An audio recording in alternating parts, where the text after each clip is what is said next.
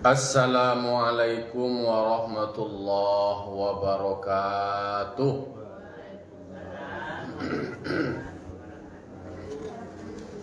Alhamdulillahilladzi arsala rasulahu bil huda wa dinil haqq liyudhhirahu 'ala dini kullih walau karihal musyrikun walau karihal kafirun walau karihal munafikun. Ashhadu an la ilaha illallah wahdahu la syarikalah wa ashhadu anna Muhammadan abduhu wa rasuluh sallallahu alaihi wasallam la nabiyya ba'dah amma ba'du. Qala rabbi shrah li sadri wa yassir li amri wahlul 'uqdatam min lisani yafqahu qawli. Bapak-bapak, ibu-ibu, kaum muslimin dan muslimat jamaah subuh yang dimuliakan Allah Subhanahu wa taala. Puji syukur kita ucapkan kehadiran Allah Subhanahu wa taala, berikan kita limpah nikmat dan karunia-Nya. Salam dan salam terkirimkan kepada arwah junjungan kita, yakni Nabi besar Mustafa Muhammad sallallahu alaihi wasallam, yang telah membawa manusia dari zaman kegelapan kepada zaman yang terang benderang seperti kita rasakan sampai saat kini.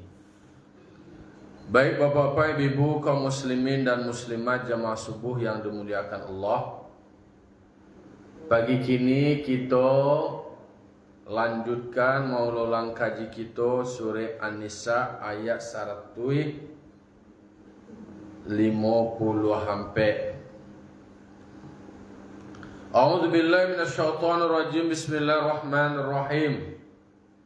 Wa rafa'na fawqahum at-tura bimitsaqihim wa qulna lahum udkhulul baba sujada wa qulna lahum la ta'du fis sabti wa akhadna minhum mitsaqan ghaliza.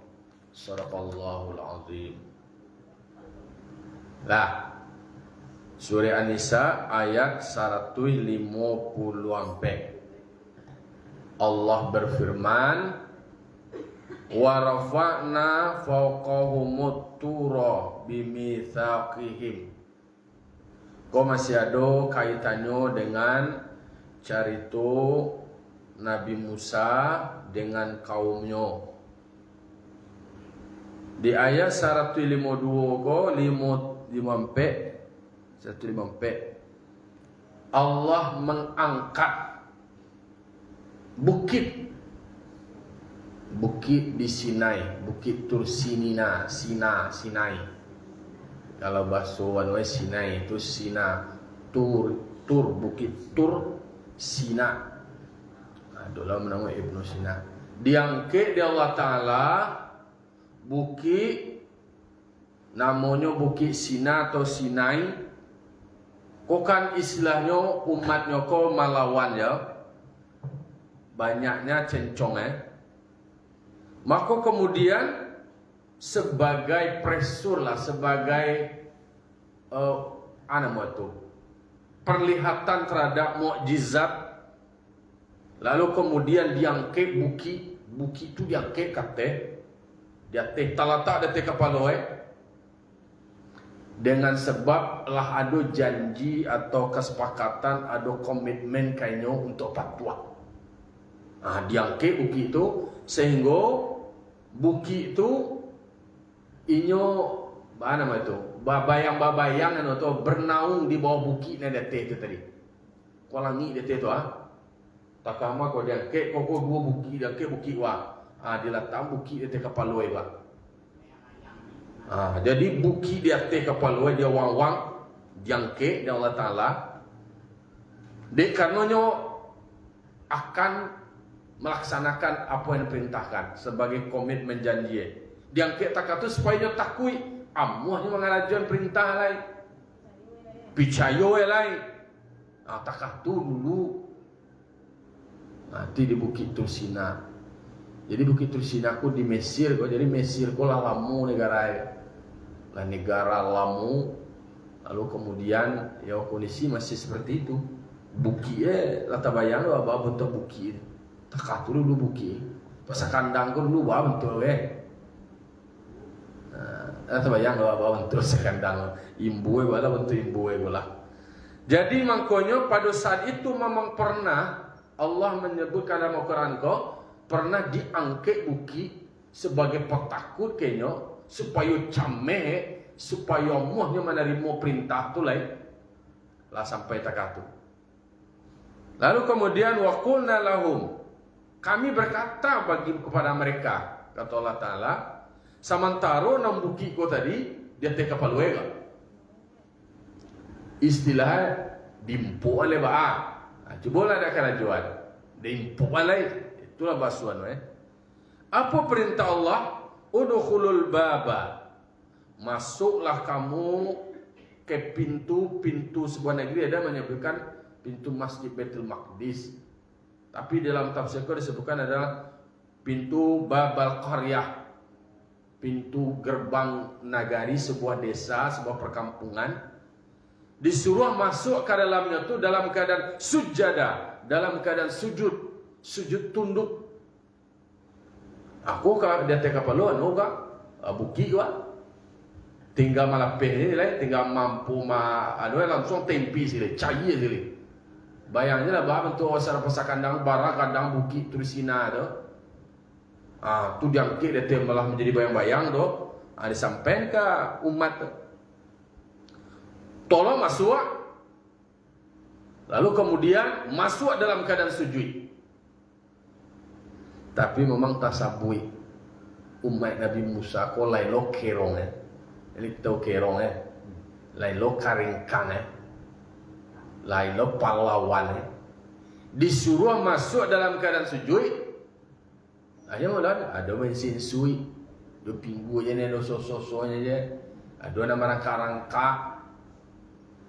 Padahal masuknya tu harus dalam keadaan sujud tunduk atas kepatuhan. Itu bentuk kepatuhan.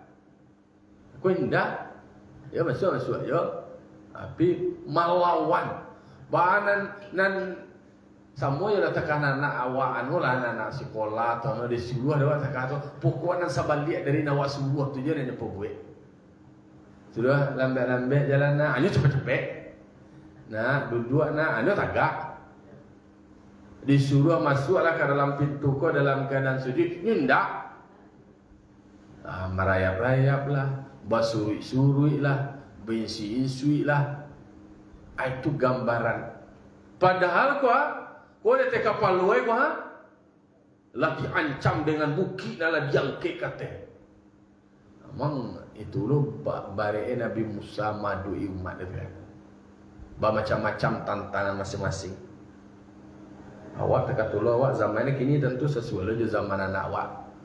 Awak zaman ni kini lah zaman alam milenial. Anak Gen Z namanya. Ada lo generasi ko Z, Y, nama huruf, nama generasi ko lah. Kalau awak dulu kan kelompok tua, kelompok muda itu istilah modern tradisional. Itu dulu antara ngarang-ngarang awak. Kini nak ada istilah modern tradisional tu ndak karena anak Gen Z nama kini. Lah, anak Gen Z ko yang mata kata lah kini tu. Disuruh ada makan lah nak. Nama kalau kecil orang tu tua awak dulu awak menangis dek karena nak dimakan ado. Mak mana nasi mak pelita mak ado nasi ko menangis awak. Kalau anak kini awak menyuruh dia makan lah menangis awak menyuruh dia makan. Disuruh makan kau ke menangis. Itulah. Dia kadangnya lah sibuk je kalau ikut je ikut ni. Jangan nak awak je lah kata yo. Itu model zaman ini. Jadi itu gambaran ternyata memang bermacam-macam tantangnya. Memang kau seni dakwah berbeza-beza loh. Seni komunikasi berbeza-beza loh. Pendekatannya berbeza-beza loh. Lah beragam-ragam. Wa qulna lahum, berkata juga kami bagi mereka, kata Allah, la ta'du fi sabti, jangan kamu melanggar terkait dengan peraturan hari Sabtu. Kok hari Sabtu ya, hari ibadah hari Sabtu. Tapi Nan dilarang tu nan ketujuh deh. Dan dari Sabtu tu dilarang, dari Sabtu tu berburu hewan, berburu lawak. Jadi godaan itu loh. Hari Sabtu tu bana lawak kau mencogok-cogok. Banyak lawak tu. Abang akan tergiur deh. Dilarang istilahnya hari Sabtu tu khusus beribadat. Tak ada aktivitas ekonomi dan lain-lain. Tak ada aktivitas ekonomi itu lain. Aku kan indah. Dan hari Sabtu tu bana lo lawak kau mencogok-cogok ke penganai. Ya pokoknya disuruh hari Sabtu khusus untuk beribadat. Kalau dewa kan hari besar waktu hari Jumat. Maka dalam khutbah Jumat tu Alhamdulillahilladzi faddalal Jum'ata min bainil ayyam. Allah melebihkan hari Jumat itu dari sekian hari-hari yang lain. Maka memang kalau untuk anak laki-laki tentang masalah Jumat itu dulu tata cara yang perlu diperhatikan. Soal kan kalau hari Jumat 2 rakaatnya itu ada di khutbah. Jadi 2 rakaat solatnya dan kemudian ada 2 khutbah. Dan 2 khutbah itu adalah pengganti 2 rakaat. Maka dalam pelaksanaan praktek-prakteknya ketika hari Jumat aku tentang masalah solat sunat juga. Solat sunat laki-laki ketika nyopai Jumat tiba di musaji sebelum masuk waktu solat masuk ke musaji, apa yang harus dilakukan pertama?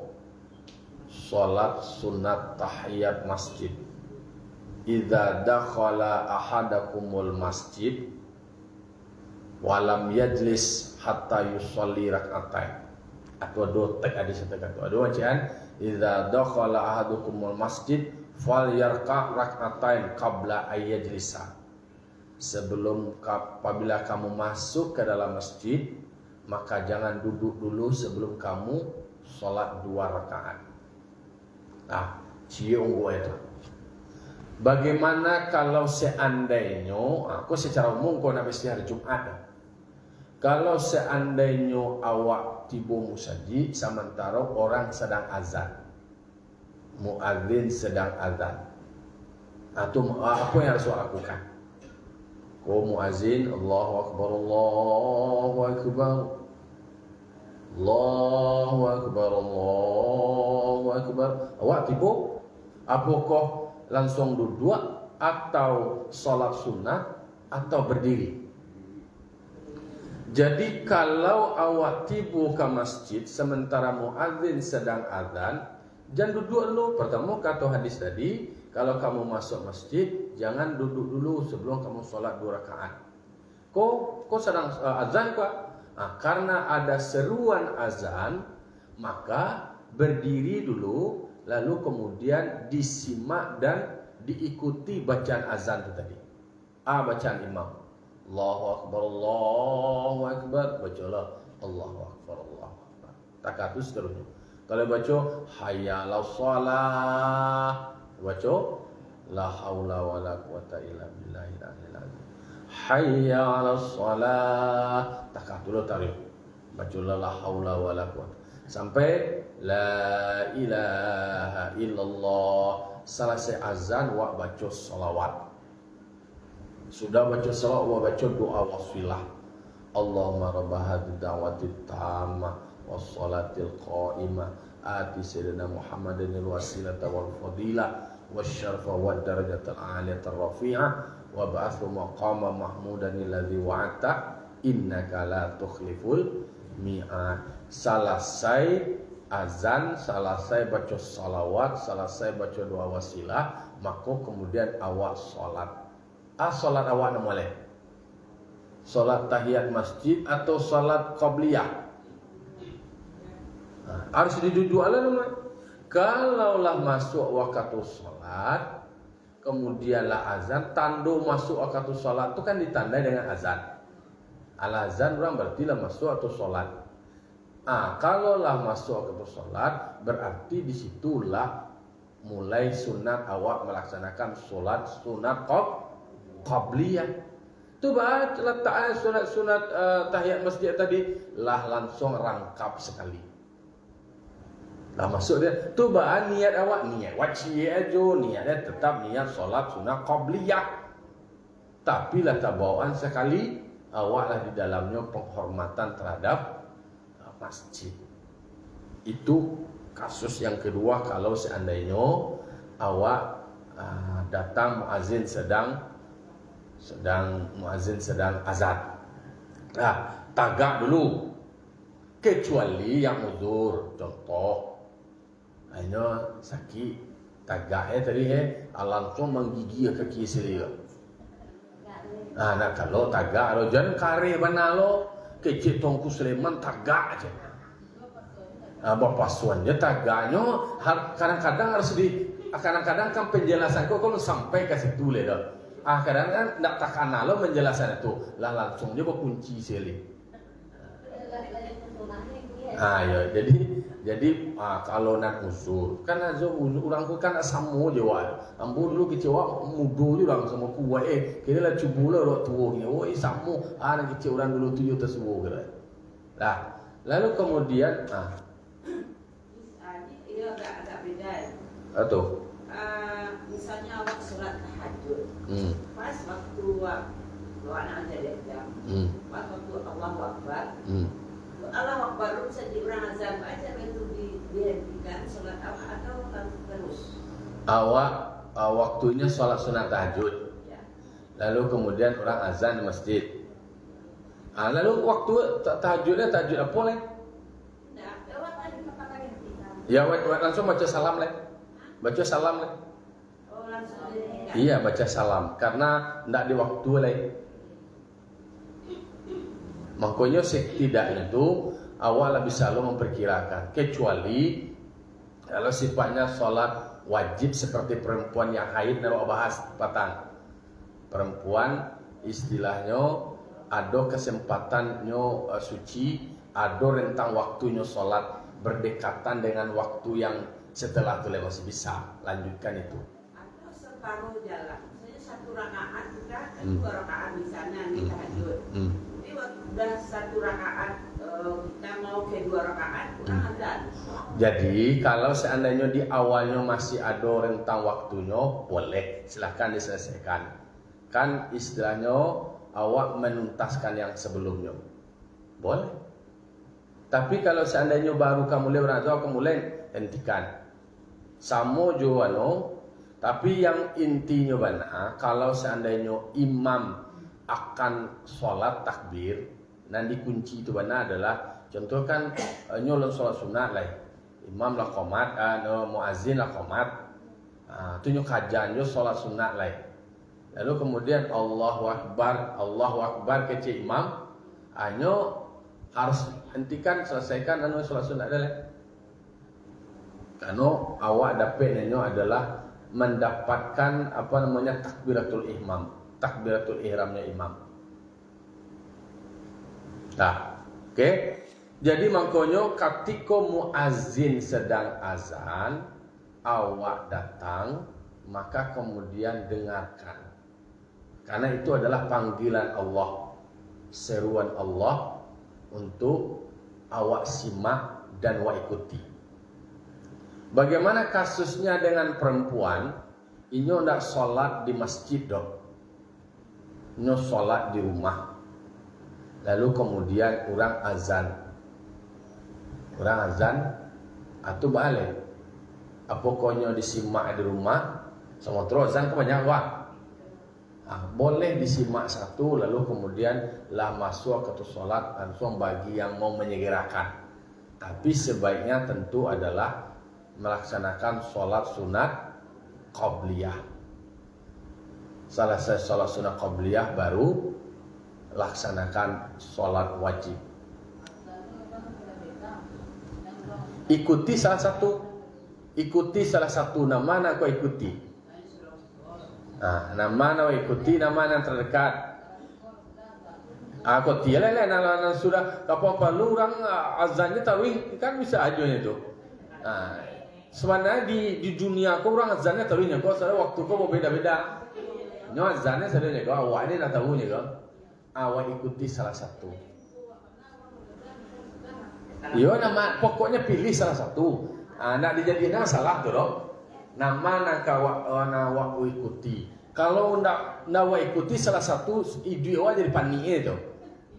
Sabuk sadoi tekan kau ikut menyuruh kau ngecek kau. Nama ke ikuti salah satu. Mangko awak kau terpimpin. Kau tialah nama nak terlambat, nama nak capek. Awak ikuti salah satu. No kan ada tu orang nama semayana lambat ke ada orang capek, ada jumlah kau pilih salah satu. Nak diikuti ke sadoi depan yang pelawak deh. Ya, jangan sampai peniang wak. Jadi kalau seandainya lah selesai, lalu bagaimana kasus? Kau cerita Jumat tadi kok. Tadi kan cerita Sabtu. Kalau Jumat, itu kalau seandainya Jumatnya 2 azan. Kalau azannya hanya sekali, sementara hanya tiba Allahu Akbar kecil muazin. Nyo tiba ke dalam masjid. Apa yang harus dia lakukan? Apakah dia tetap berdiri atau lanjut sholat? Itu namanya jadi problem. Jadi karena sesudah azan tu khutbah, nan khutbah itu termasuk dari wajib. Lalu kemudian kalau seandainya muazin sedang azan, awak datang ikuti muazin. Sementara setelah azan kau adole khutbah. Maka ketika awak berada dalam kondisi itu, kau khusus bagi laki-laki lah, tapi bisa disampaikan juga ke suami awak.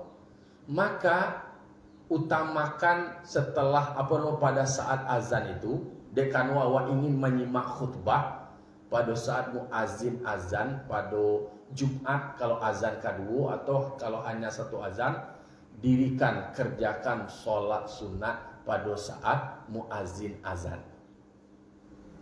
Tunggu itu. Yo kan berdempet 2 sunat lah. 2 sunat, sholat sunat cek. Kemudian menyimak azan cek. Karena setelah azan ku adalah khutbah. Awakkah mengarjon yang wajib juga? Lakukan salah satu yang dipilih itu utamakan adalah sholat. Karena nggak boleh setelah azan itu sholat lain. Jadi kau tunggu je azan, itu tertinggal puluh nan wajib begitu. Oke, kerjakan sholat pada saat muazin lagi azan. Selesai itu. Atau bagaimana kasusnya kalau seandainya inyo datang ketika orang sedang khutbah. Tiba dalam bed dan muai. Orang sedang khutbahnya tiba. Apa kau langsung duduk atau sholat sunat? Disuruh de Nabi aku kok adalah hadisnya, ada dalil ketika Nabi Muhammad sedang khutbah, datanglah sana monyo ainu siapa sahabat, nyo langsung duduk dalam khutbah itu sampai ada Nabi hal salaita kum fasalli rakaatain khafifatain, berdiri sembahyang sunat 2 rakaat yang ringan. Disuruhlah tagak ko sedang khutbah Nabi. Tu balo tu iko anulo ko sementara ko khutbah ko adalah wajib tu disimak. Tetapi karena ada dalil yang memerintahkan itu, maka dirikan sholat sunat ketika datangnya adalah pada saat khatib berkhutbah. Tapi sholatnya sholat ringan ringkas. Ringkas kok bawa atau sasa-sasa indah ayatnya pendek. Tentu lebih segera. Habis itu fokus mendengarkan khutbah. Asiko titik-titik yang menerjemahkannya itu. Satu sisi kan tadi gua ketika bertemu 2 sunat antara azan dan sholat sunat gua utamakan sholatnya. Kan masih ada kesempatan mengikuti azan kalau seandainya sholat wa capek selesai, sementara ada kesempatan menyalanjutkan azan menyimak. supaya awak fokus mengikuti khutbah. Tapi kalau datangnya pada saat oranglah khutbah, maka kemudian ndak dulu boleh langsung duduk dah. Batu, tapi wajib mendengarnya karena ada dalil yang mengaturkan, dalil khusus. Karena Nabi yang menyuruh qum fasalli rak'atain khafifatain. Tagak. Salat sunat 2 rakaat. Itu contoh praktek-praktek. Kalau main Nabi Musa pada hari Sabtu tu disuruh dia melakukan ibadah khusus. Hari Sabtu hari mulianya lah.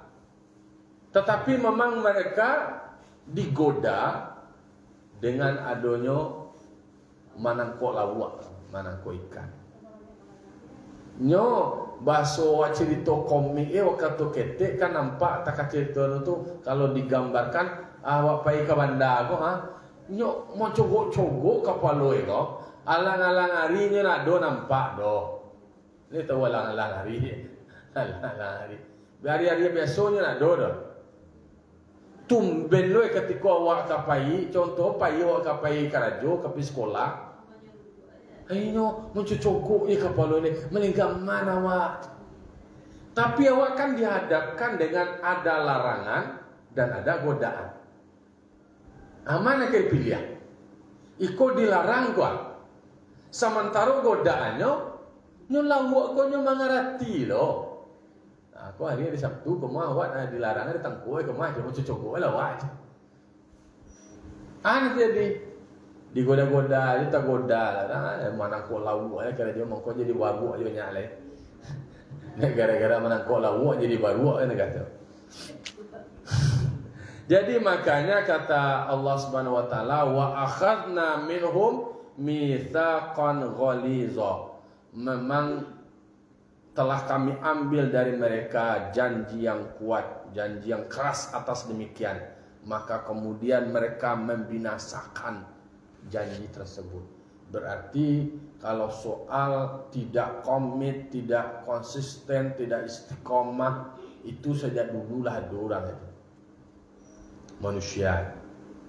Jadi praktek-praktek kehidupan memang awak digoda, tak goda. Banyak yang pengaruhi. Kalau di dalam kitab Mukasyafatul Qulub karangan Imam Al-Ghazali itu kan menyebut godaan manusia itu ada disebut dengan godaan senang terhadap dunia, nafsu, kemudian makhluk, kemudian syaitan. Kalau di dalam kaji tasawuf kan selalu Buyamu nyebut hawa, nafsu, dunia, syaitan. Aku juga hawa, nafsu. Kalau di dalam kitab Mukasyafatul Qulub disebut yang pertama itu godaan hati awak kau mau terhijab. Mana ada hati awak kan terhijab banyak sebenarnya yang perlu dipelukan di diri awak. Nak mohanu dia lain nak moh ba connect dia. Ibadah awak kau hati awak kau hati itu mana atau tutui. Penyebab hati awak tu terhijab, terhalang, yo karena rasa cinta terhadap dunia. Iko balaben hubbud dunia tu. Awak kira le masih syukur awak piti banyak. Lain.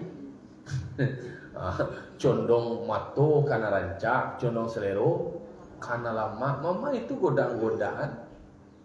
Kalau kemudian itu yang membuat awak lupa di diri awak, lupa di Tuhan awak, ya maka terhijab. Dek karena memang kalaulah basalahan balabian, ya terhijab. Itu kan praktek kehidupan yang perlu diolah, diolah dan dilatih. Hati awak soal cinta kepada makhluk, nafsu awak, kemudian bagaimana godaan-godaan syaitan. Banyak awak tu berjuang dengan diri awak sendiri sebenarnya. Jadi perjuang musuh terberat itu adalah musuh yang ada di dalam diri awak sendiri, itulah menaklukkan diri awak. Kalau menaklukkan orang bisa saja awak mengalah orang, mencekak orang. Tapi menaklukkan diri sendiri itu lah dona berjanji tak kau umat Nabi Musa, kau umat Nabi Musa. Kalau bahasa awak ya, Baajo patakui ni balik. Baajo gertak lah dia teh kapalo lah tak bukit Tursina tu. Bukit Tursinai kan. Dia teh kapalo lah tak tinggal malapihnya ni lah. Nak do ya. Disuruh masuk sujud mangkangka. Ya, jadi sejak dulu nang karengkang lah do. Tetapi memang Nabi Musa beliau kan umat yang kerengkang membuat tantang beliau balik, derajat beliau tinggi lah, maka masuk ulul azmi. Dapat istimewa lah Nabi Musa menjadi kalimullah, Rasul yang diberikan kesempatan bercakap, berdialog langsung dengan Allah, menerima wahyu di Bukit Tursinina tu. Jadi Bukit Tursinina yang diangkat tu. Di situ tu Nabi Musa bermunajat selama 40 hari. Di situ itulah turun wahyu, babisiak lah malaikat turun wahyu ke Nabi Musa. Nah, itu mengkuat Nabi Musa dengan Nabi Muhammad beda. Kalau Nabi Muhammad model turun wahyu ku bertahap 23 tahun nama itu. Sementara Nabi Musa ku hampir 10 hari. Di sini dia bercakap. Bahkan dialog yang terkenal itu kan dialog Nabi Musa dengan Allah soal supaya diminta nampakanlah ke kami ko, nampakan kamu bentuk engkau ya Allah. Akhirnya Nabi Musa mengakui betapa maha besar dan maha kuasanya Allah. Kalau minta tu supaya nak kuat, nak mantap, disuruh mencari bukit. Ya bah istilahnya menampakkan wujud Allah itu, kemudian dicari aja saja bukit atau tampul bukit itu langsung hancur lebur bukit itu kalau dalam bentuk bicara fisik mendeskripsikannya. Apa yang terjadi? Pingsan Nabi Musa itu. Dia saking berat. Makanya lantaroni, sekali-kali tidak akan mampu kamu melihatku. Kalaupun mencaliak seperti nawak bahas nak kepatang, tu kan awak mencaliak dengan batin hati awak, dengan rasa awak. Kan ada berdebat dialog tentang adanya Allah tu kan banyak juga guyon-guyonan itu. Ada sejak dulu kalau kepatang kan ada soal mencaliak otak itu betul kan? Otak nampak kan aliran empiris, ada yang aliran Demokritos, ada aliran itulah aliran filsafat menyatakan sesuatu ada kalau bisa dilihat, bisa diraba dan dirasa. Adalah percakapan orang ateis lah tentang Tuhan itu ada atau baca arwah menyatakan ada. Kemudian bicara soal takdir, bahas sebenarnya takdir itu. Adalah pertanyaannya, iblis itu ini dari api, dia masukkan api neraka, mata sore aja kan? Hanya sama api. Ada 3 pertanyaan itu. Cara menjawabnya itu ditampa orang yang bertanya itu ditampanya. Pertama dari tamparan itu menjawab pertanyaan pertama. Pertanyaannya, apakah Allah itu bisa dilihat? Jawabannya itu, rasa tanpa tadi kau sakit. Pokok sakit kau bisa dilihat? Enggak. Tapi bisa terasa. Kata jawab cik, Allah itu wujudnya nak bisa awak menceliak. Tapi dengan adonyo awak, dengan adonyo alam semesta, itu menandakan ada sang pencipta, yaitunya Allah Subhanahu wa Ta'ala. Pertanyaan kedua soal takdir. Ada nak bermimpi tadi malam kau kena tempat? Ada nak firasat? Ada nak tabayang engkau akan kena tempat? Tak, itulah nak takdir kini kau. Ditampak apa jago yuku kuai? Itu sakit saja. Itu menjawab pertanyaan kedua soal takdir tadi.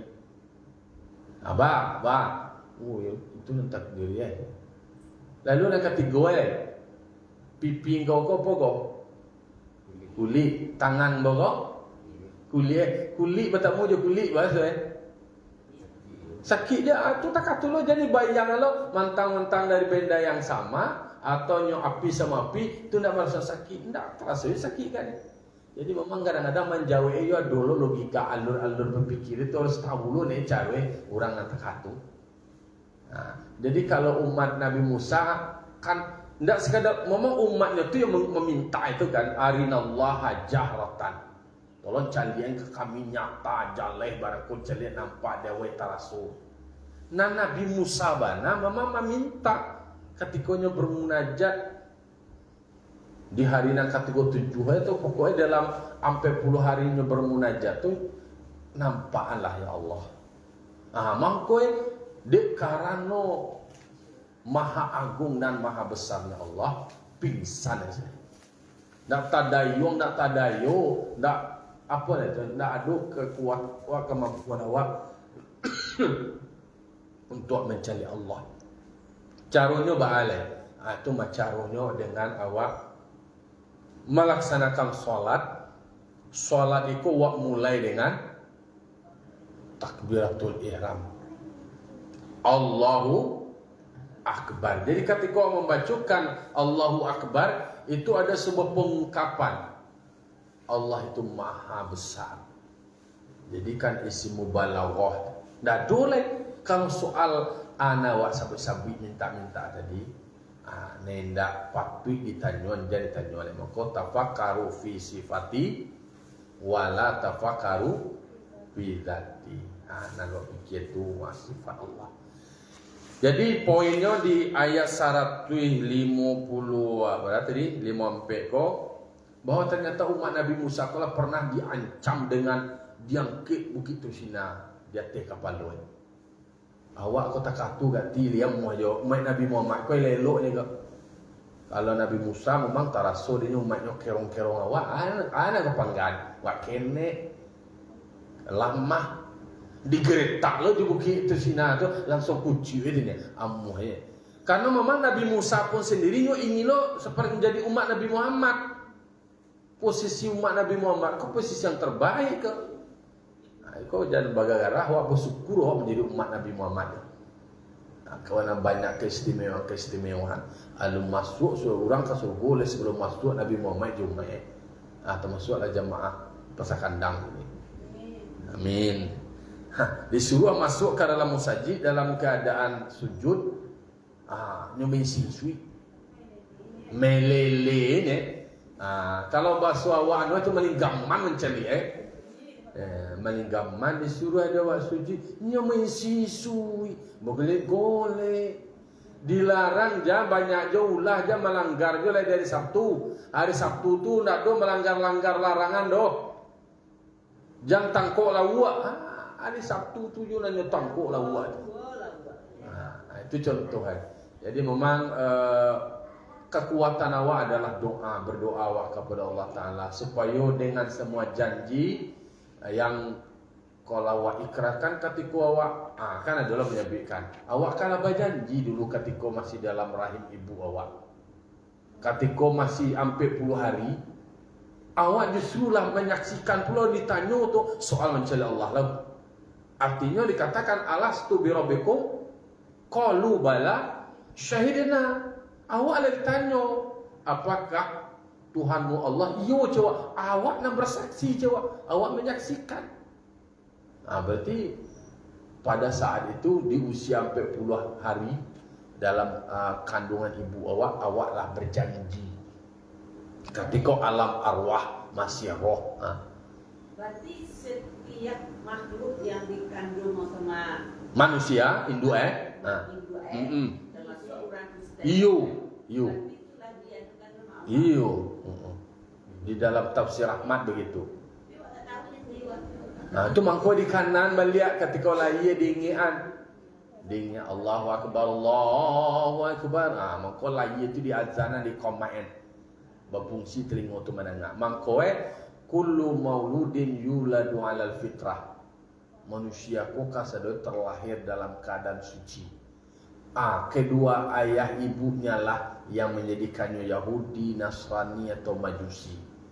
Mangko nak bisa lo awak manun orang tu terlahir dari keluarga no. Tu ndaknya lo bakaran ndak lah ia dari keluarga tu mah. keluarga Yahudi Nasrani itu. Awak bersyukur awak lahir terlahir di keluarga Muslim dan kecewa. Nah, misalnya orang yang terlahir bukan di non Muslim, tapi tidak tahu sama sekali dengan agama Islam ini. Misalnya jauh dari situ, tapi tabiatnya bagus, seperti orang Muslim lah, suka baik ini segala macam, tapi dia tidak tahu maksudnya dengan Islam itu gimana aja. Makanya itu kan soal hidayah. Soal hidayah itu Nabi Sallallahu terkatakan soal orang masuk surga ko wallahu alam ke bu. Siapa orang masuk surga kini ko lo tahu awak ke boleh. Nah, jalan menurut ilmu nak pelajari siapa beriman beramal soleh, nak bersoe, apa nak suruh, mana bersoe, mana berpahala, di kerajon berpahala masuk surga. Kan itu teori ini dah. Tapi di antara awak kini ko ada orang yang kecewa ali mana. Taat ibadat mana? Kalau menurut teori di dalam diri sum'ah, sombong, takabur, ria, itu segala macam, belum tentu loh lain. Orang yang biasa-biasa nyos sederhana, kemudian bisa lo melakukan kebaikan, bisa saja lebih baik. Mangkoi orang terbaik itu di sisi Allah itu Allah yang tahu. Nah, mangkoi nak bisa lo mangklub, dia hebat.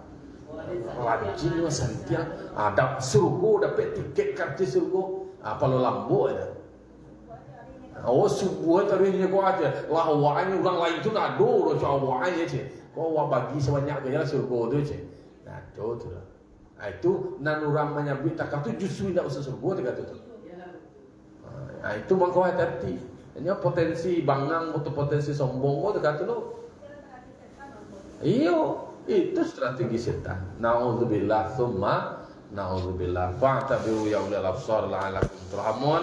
Allahumma fiq lakum thariq. Assalamualaikum warahmatullahi wabarakatuh.